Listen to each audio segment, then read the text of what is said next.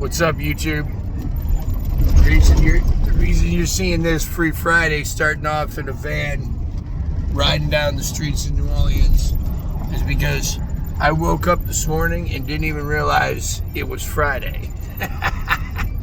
So anyway, I have a meeting that I got to go to, and then I'm going to come home and we're going to sit on the porch and we're going to have a relaxed Free Friday. Want to know why? Because I need a relaxed Free Friday. I'm wrapping up loose ends here in New Orleans before I head out on tour with the great Lurie Bell. Watch out, fellas. We'll get some more footage from the Lurie tour for you to throw up here on YouTube, and probably some unedited, uncensored Lurie Bell escapades will arrive on Patreon, so stay tuned for the lesson. So yeah, I did that scene with the Alan Sassant. Wait a minute, where's it at? That's sick, right? You did, So this Cyril Neville I'm working on in the back, dude. oh, that's amazing. Yeah, it's a big painting. I want to talk to you about I don't know. When you go back to Mari Neville's band, I don't. Oh, neither. Next to that is Wu-Tang, Right. and then come back with Soul Rebels, and then come back, finish it off. Because the store is closing, all the stores.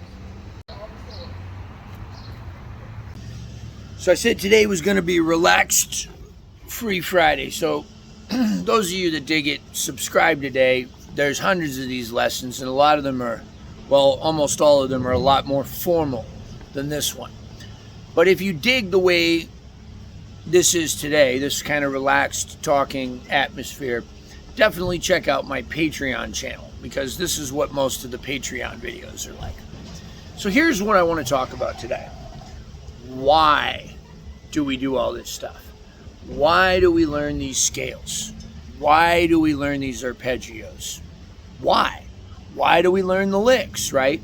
Like, I mean, I think we all know the answer to that is we, at least on some level, right? But I wanted to demonstrate it. But like, so maybe the answer is, I want to be a better player, right? All of that. Hold on, we got Airbnbers. All right, so welcome back. All right, so this video is really going to be sort of a demo. In the other videos, you can kind of figure out, like I show you an arpeggio and then I show you how to use it. But let me kind of show you what happens when you get them together as best you can, right? And you just take a blues and I say, okay, here's a blues using just licks. Here's a blues, using scales. Here's a blues using arpeggios, right? Let's do that, okay? So I got a C harmonica. So the first thing I'm going to do right now is I'm going to play you a blues using 6-chord arpeggios. It's going to sound familiar because this is what, this is what I'm talking about. Why do the songs sound like that, right? Why does the bass line go that way? Because it's outlining the chords, okay? So here's 6-chord arpeggio. You'll have heard this will sound familiar, right?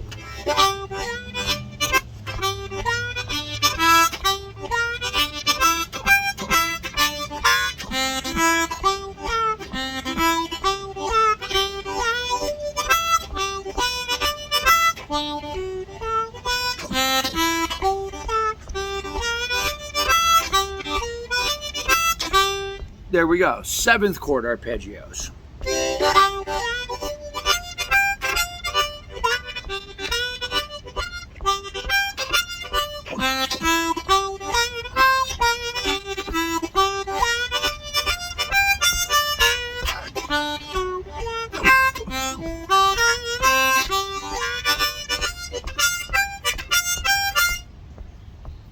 Major Triads.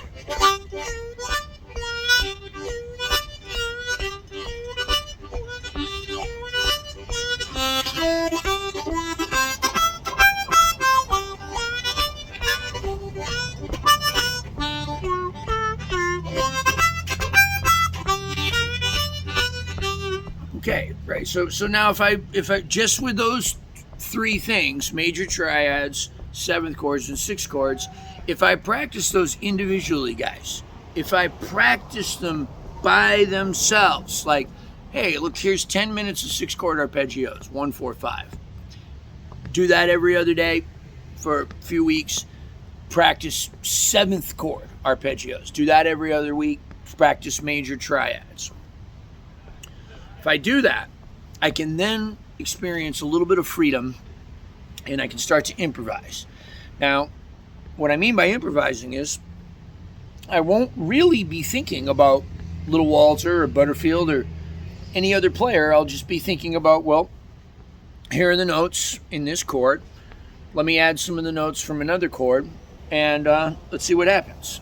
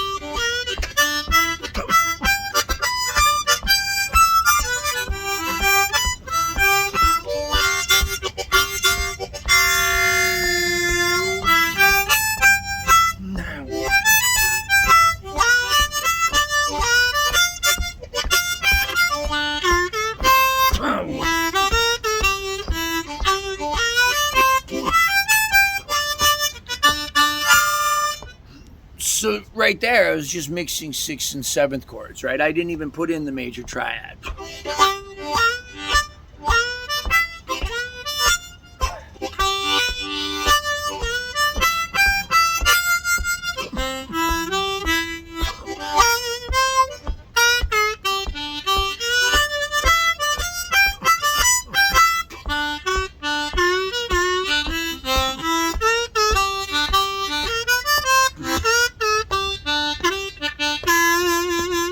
Okay, so there's just 3 things. What if I added a scale into that? Let's pick major pentatonic. So now I'll solo in a blues, just a major pentatonic.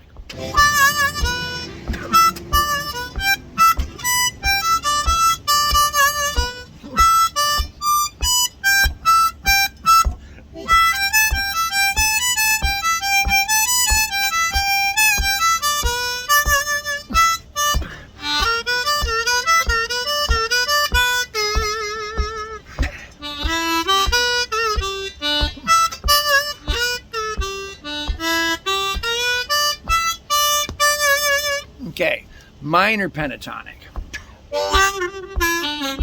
Oh.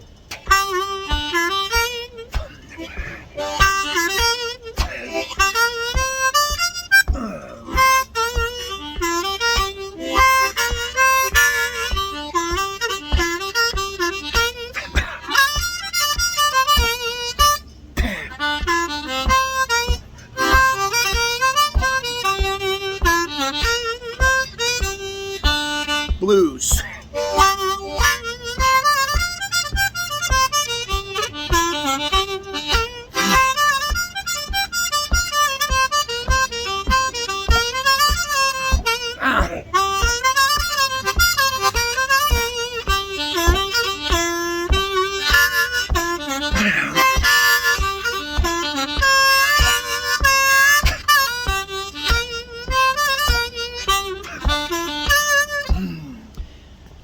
Let's take minor pentatonic, major triads, 6 chords, and 7th chords. Everything we've done so far.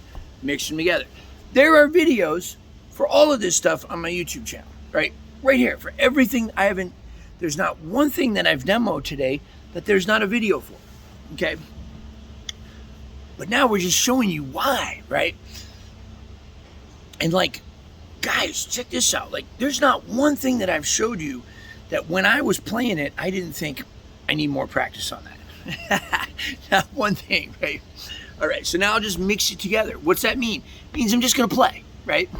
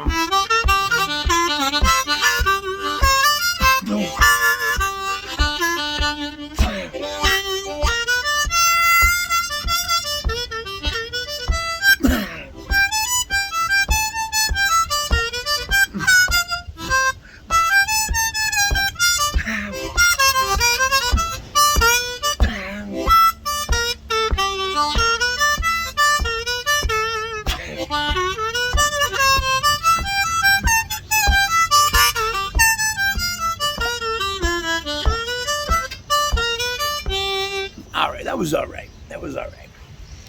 Put a little too much pressure on myself. All I had to do was relax. Look at this. Let's just take two of them. Major pentatonic, minor pentatonic. This is in all of my videos about mixing major and minor. 1, 4. 1, 4.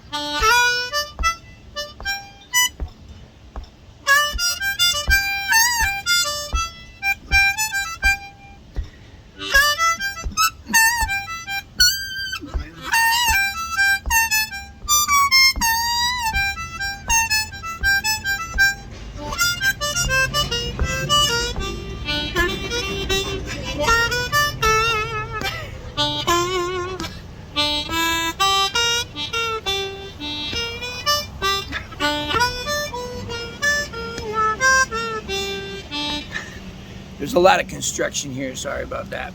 All right, so there we go. So let me show you how that's all just in blues. So let me show you how that would apply to a song.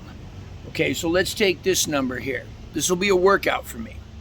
So the song is an old Mardi Gras Indian tune. It's a sacred piece of music called Indian Red. And I have permission to play this song. But I'm going to use this as a demonstration of technique. So I'm going to play the melody as best I can. It's been a minute. First time through, I'll use root notes. Second time through, I'll use major triads. Then I'll use 6 chords. Then I'll use 7th chords. Then I'll use the major pentatonic scale. And then if I make it that far without messing up too bad, I'll just play it. So here's the melody.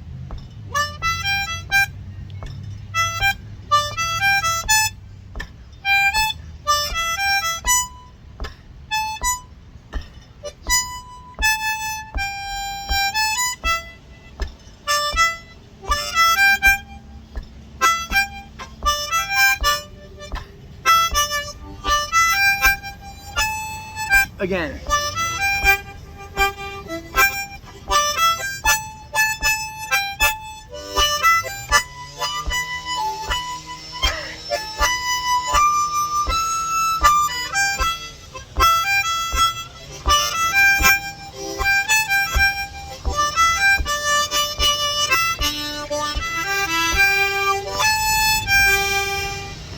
Man, that construction. I'll be back. All right, we're back. We unfortunately had to bring it indoors because that was too much noise. So same song, okay? Now behind every melody, there's a chord change. Even a chord change that hasn't been written yet. If you just sing a melody and you wanted to make that into a song and you needed a piano or a guitar to accompany you or something, you would have to figure out what the chords are. The quickest way to figure out the chords are the root notes. So here's the root notes of Indian Red. 1, 5, 1, 4, back to 1, 5, that 5 was a little out of tune. There we go. So if I wanted to play just the root notes of that song,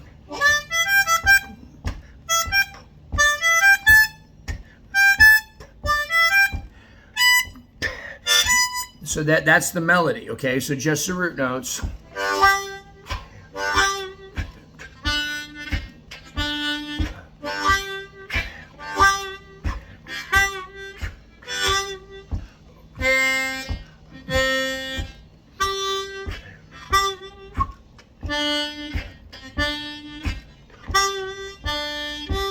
There we go. Those are the root notes. Now every chord has at least 3 notes in it. The first 3 notes of every chord are what we call a major triad. Again, videos linked below. So now let's play Indian Red with Major Triads.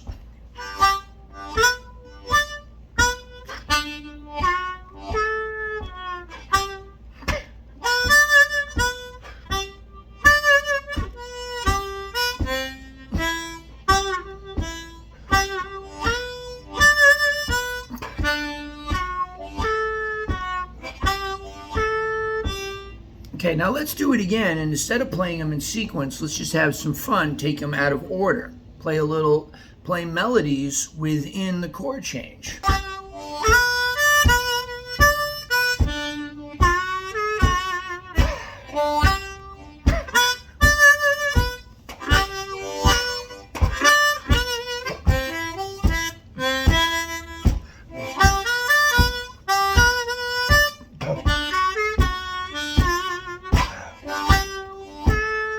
Again.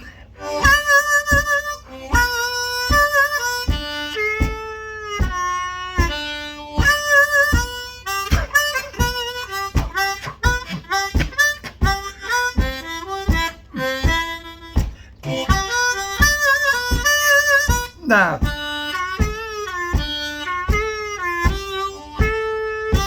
Cool. Now let's do the same old Indian Red, but now we're going to add another note per chord. And this time we'll choose the 6th note of the major scale for each chord respectively. Again, check out my videos on 6 chords. Now this song is not a blues song. It's a bluesy subject, but it's not a blues song. Meaning the lyrics of the song are very, very, very bluesy, but it's not a blues song in that it's not a traditional 1-4-5. That's how I'm defining it here for the purpose of academics. Okay, but let's check it out. 6-chord arpeggios. It's going to start to sound a lot jazzier and a lot more like the Indian Red that we're used to hearing around here.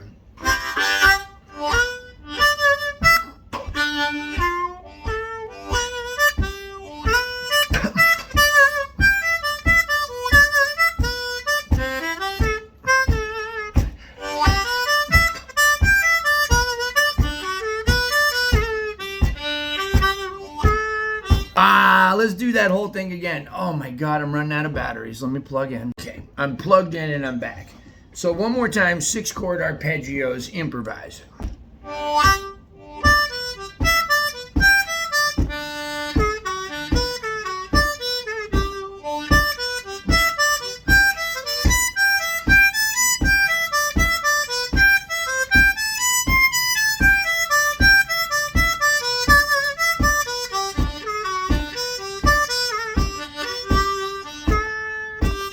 Almost.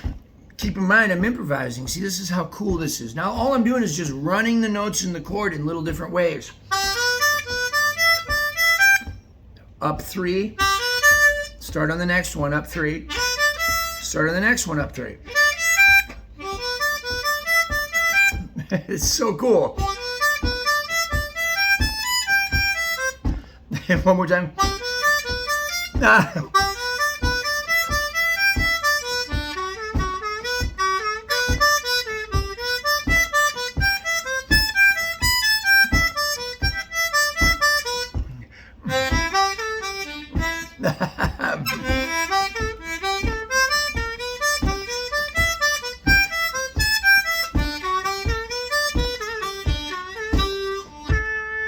Cool. All right. So look, I'm getting a little carried away trying to do some stuff that's a little out of my league already, but it sounded good and I'm feeling good. This is the joy of practice, right? So it starts off as something hard and weird, and then it kind of becomes a fun little game, and we start to hear results, and we start to feel better, and we start to write things and play things that not only have we never played, but sometimes stuff we've never heard any other harmonica player ever play. So this is how you get your own sound. You develop a language, you learn a language, you learn numbers and math. And look, I'm not any good at math. I failed math. I had to have like a special tutor just to get by and C. A's in every other subject, right? But that was a hard one for me. Let's do it with 7th chords. Indian Red, 7th chords.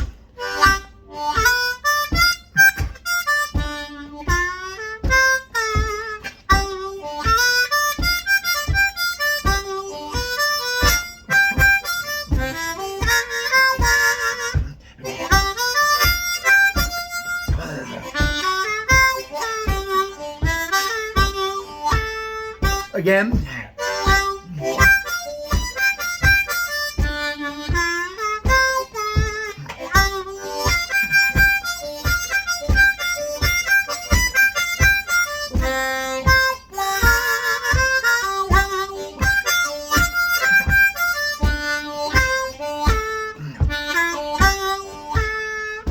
Okay, cool, right? So now let's just mix it together.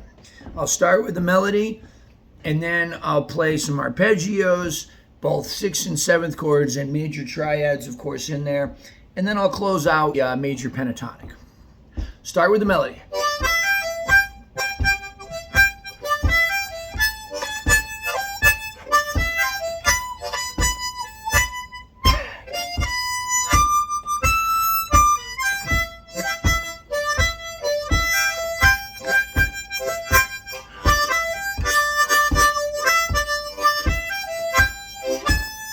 Majors.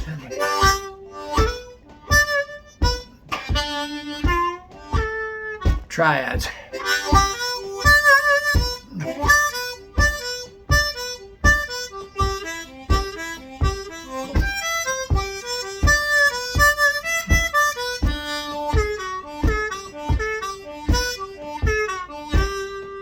Six.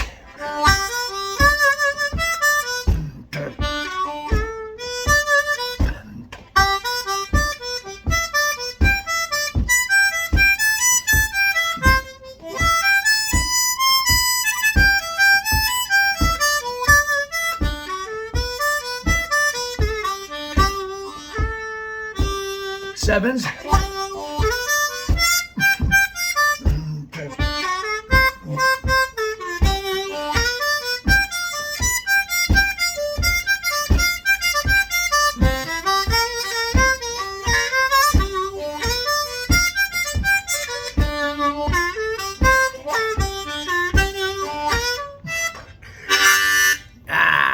Let me mix them all. All right, major pentatonic.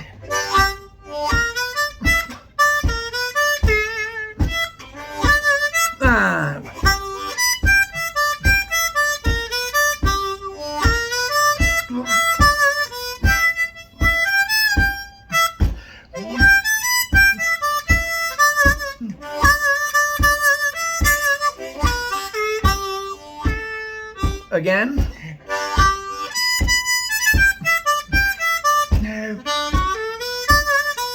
Oops.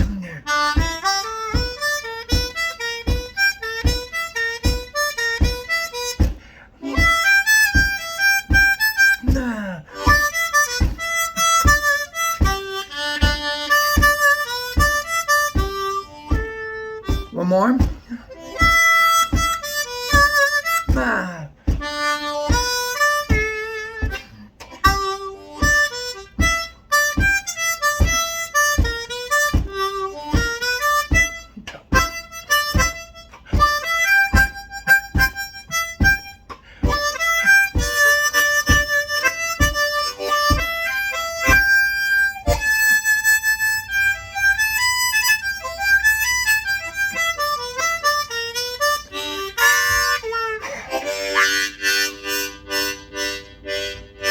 All right, so look, that's stuff I need to work on, stuff we all need to work on. It doesn't matter whether you're a blues player, or a country player, or a jazz player. Every single thing that I just talked about in there will help your music, and it will help you to grow individually as a musician, right? Like, what I mean by that is it'll help you to become your own cat. And even if you can only do some of it, you may, like, look, you may settle for less and make it sound better. Like, you notice the times that I messed up? That's the times when I was trying to do too much. When I could have just stuck closer to the root note, closer to something I did know, and just make it more powerful.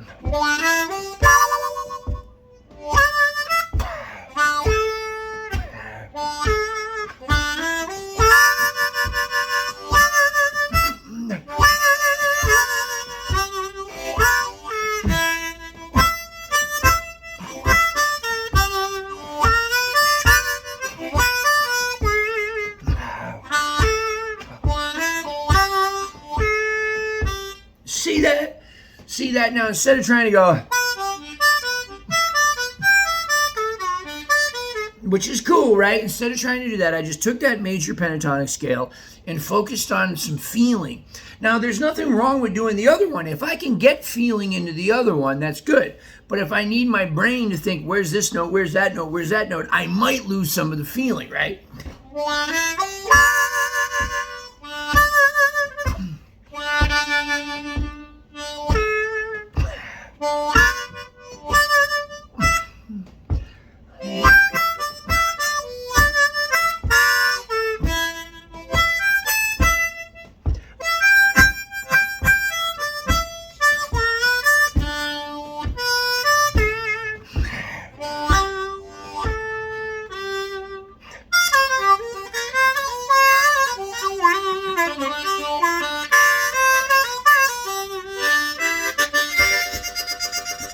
Yeah. All right. Thank you, guys. That was a long, relaxed, free Friday.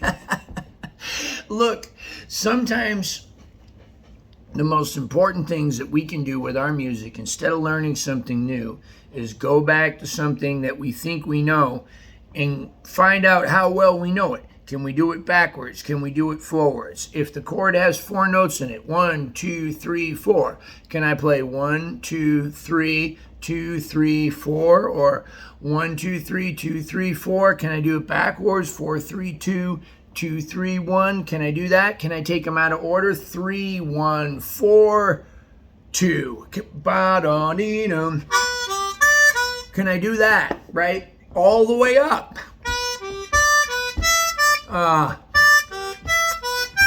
There we go. So all of that different type of stuff, right? Same thing with the scale. Can I go?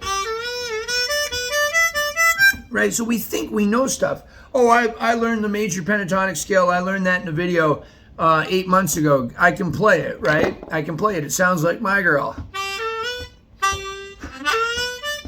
Okay, great. You can play the major pentatonic. Can you play it backwards? Can you play it out of order? Can you play the first 3 notes, start on the second note, then play those 3 notes, the next 3 notes of that, start on the third note, next 3 notes of that? Right? Can you do that backwards? Okay, so see where I'm going with this? There's so much to learn. This is a beautiful thing. Like, once I sit down, even with no plan at all of what I want to practice, if I just start talking or just playing music and my head starts talking to me, it says, geez, Jay, I wonder if you could do this. And the answer is usually no. The answer is I need to practice, all right? We all need to practice. It's a beautiful thing. Practice is a daily thing that we should do every day. Do I do it every day? Well, when I was young, I did. And now I don't. Now, because now, as Jack DeJohnette said, the music business ruined my chops.